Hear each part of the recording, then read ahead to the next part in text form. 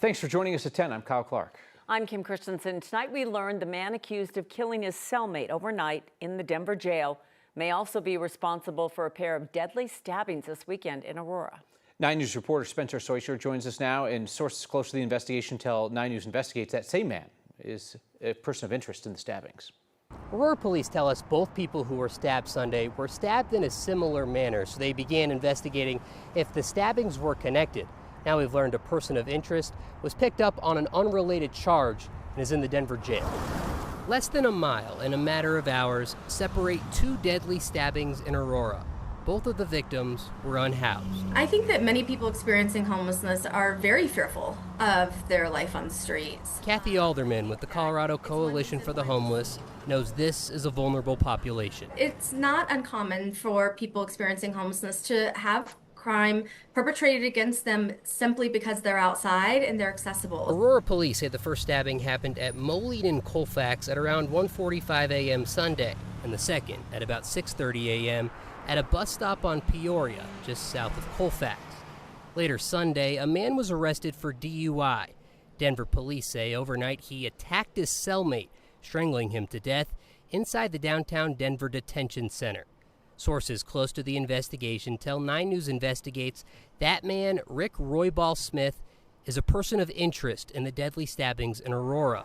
Police have not identified a motive in any of these crimes. Sleeping outside in alleys and in parks certainly does leave you very vulnerable to having certain violent acts perpetrated against you. Kathy says advocates frequently talk with people on the streets about ways to stay safer. I think that it's one reason why we see people camping together oftentimes. And now sources say these two spots may be part of a trio of killings in a matter of 24 hours.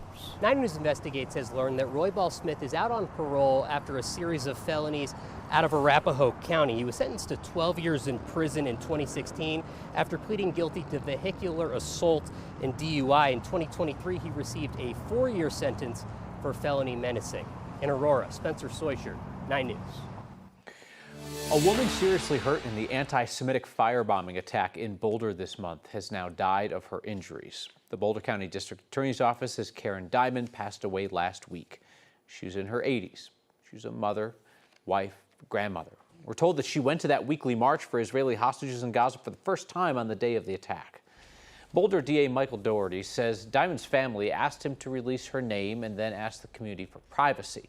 Some media outlets have repeatedly encroached on the privacy of victims and families in Boulder despite pleas to stop. So national media came to Boulder County, came to Colorado, and they were really pursuing some of the victims and victim families in a way that perhaps you and others in local media don't do. And I think part of it is the families just feeling that pressure. It's also just the nature of this attack and how devastating and tragic it's been, that people want time to heal and take care of one another and support one another. Following Diamond's death, the suspect in the attack now faces a murder charge at the state level. That means he could spend the rest of his life in prison without the possibility of parole. And if the feds follow suit, he could face the death penalty. Barry Morphw is now in jail in southern Colorado. He was taken from Arizona to Alamosa today to face the new murder charge for the death of his wife, Suzanne. She was reported missing from their home in Chaffee County on Mother's Day in 2020. Her remains were found 3 years later. Barry Morphw was previously arrested and charged with her murder. Prosecutors dropped those charges days before the trial was set to begin. His new indictment argues that Barry Morphw was the only private citizen in Colorado who had access to the combination of drugs found in Suzanne's system. Morphw is scheduled to be in court tomorrow afternoon.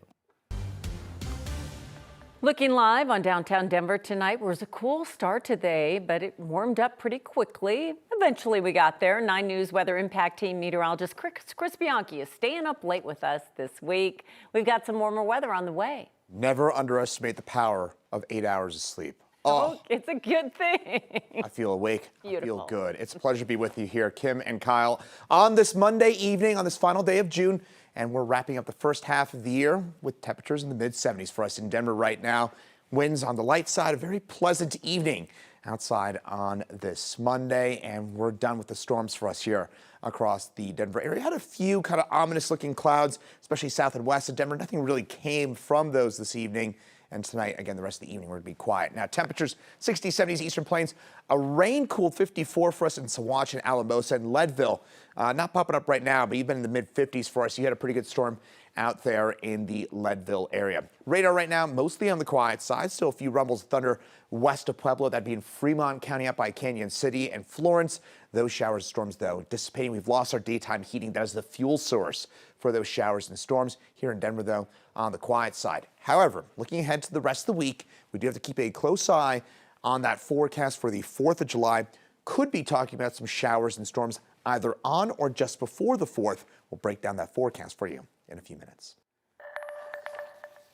Possible changes to President Trump's big bill of tax breaks and spending cuts are being considered in what's called a vote-a-rama. That's most of the amendments, though, are expected to fail. After a weekend of setbacks, Senate Republicans are rushing to meet a self-imposed July 4th deadline. The bill extends Trump's 2017 tax cuts, cuts Medicaid and food stamps, and increases spending for the military and border security. The nonpartisan Congressional Budget Office estimates it will increase the deficit by more than $3 trillion and cause more than 11 million people to lose their health insurance. ICE is no longer allowing detainees in their custody to come to in-person court hearings in Denver and Adams County. They can only show up through virtual calls. Adams County Sheriff Gene Claps, Democrat, says ICE notified him of the major policy shift last week. ICE cited 2 recent cases when they said that Adams County released somebody after court rather than returning them to ICE. The sheriff says he doesn't know anything about that and asked ICE to provide him with specifics. And like I explained to them, that they're putting a law enforcement, local law enforcement, into the middle of a huge conflict between the states and the federal government, where it's not us that's causing these issues. ICE says if they're not confident an inmate will be returned, then they said they can't in good conscience release that individual. The city of Denver is allowing the Salvation Army to keep running 3 homeless shelters despite concerns about safety of people staying in them. The city council passed each contract today with a 7-3 vote. They're worth a total of more than $19 million.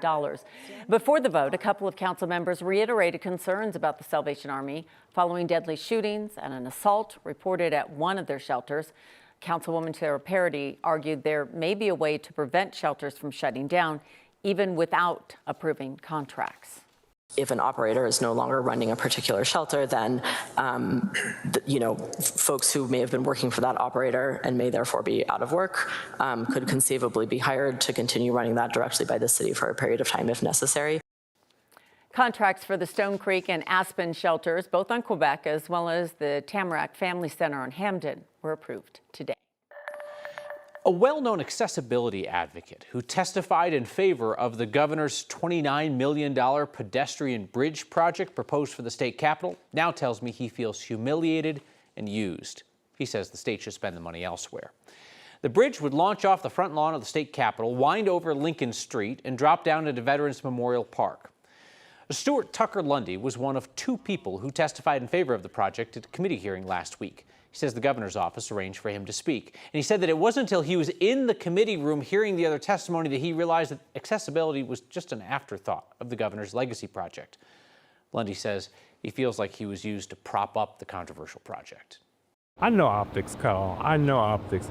I know right now with the fact of me sitting in this chair as a 57-year-old black man, a black man in a wheelchair, that carries a lot of attention. It carries a lot of responsibility, and I know that. Lundy told me that he worries that his testimony convinced committee members to advance that project that he now sees as a waste of money. He offered them an apology. Next stop for the bridge proposal is a committee that oversees projects at the Capitol.